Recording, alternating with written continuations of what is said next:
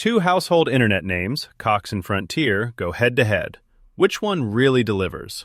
On the left, Cox, known for fast cable and reliable service. On the right, Frontier, bringing fiber for rural users and DSL for all. Let's skip the buzzwords and check out what actually matters. Each category will rack up points, giving you a clear winner by the end. And trust us, the results might surprise you. So here's the roadmap for today's showdown. We're breaking things down across price, speed, and technology, coverage and availability, data caps, reliability and support, and finally, best four. Super straightforward, right? You'll literally see how Cox and Frontier stack up category by category. Let's kick off with price. Starting with Cox, and their entry plans are actually pretty reasonable. Plus, there's no contract on the base plan, which is nice if you hate being tied down. But heads up, watch out for those price hikes after your promo runs out. It sneaks up fast. Oh, and those modem rental fees? Sneaky extra cost. Now, Frontier comes in swinging with just super clear, no-nonsense pricing. Seriously, no crazy fee surprises and no data caps either. Their fiber plans even start at just under $30. That's honestly hard to beat.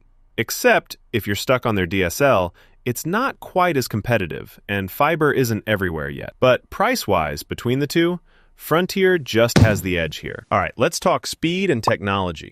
Probably the hottest topic, right? Cox first.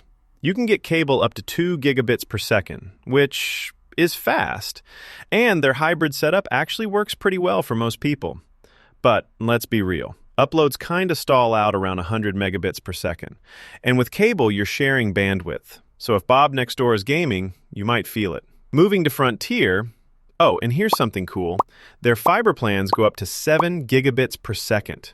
Yeah, 7. Plus, the uploads match the downloads. No data caps at all, so stream away.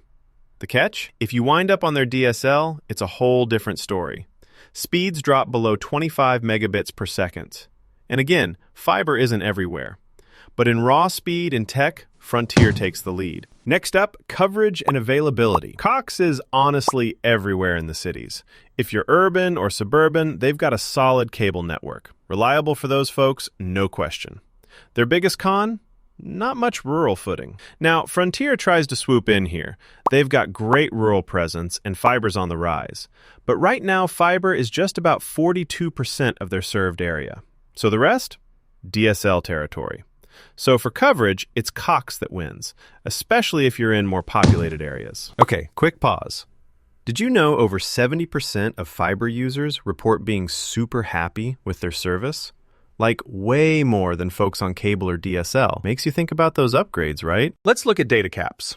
Cox, they do that thing where you get a pretty high monthly cap, like 1.25 terabytes, which, okay, sounds huge, until you hit it.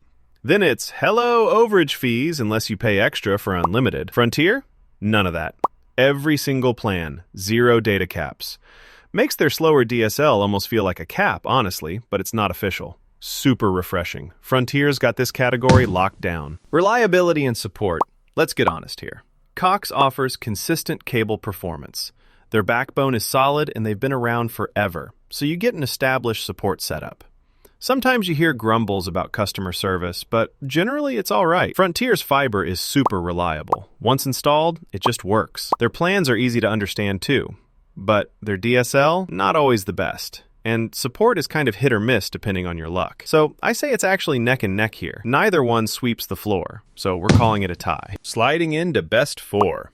Starting with Cox, if you're in the city or burbs, need fast cable for a busy family, or you're gaming or streaming heavy, Cox does the trick. But if you're rural, not so much. Now, Frontier actually nails it for rural homes and anyone hunting for fiber, especially if you're on a budget. Just keep in mind, if you're stuck on their DSL, it's not as fun. So depending on where you live and what speeds you need, either could work. We're calling this one a tie, honestly. So stepping back and looking at the full comparison, you see Cox taking the lead in urban coverage, and Frontier owning price, high-end speeds, and that sweet unlimited data.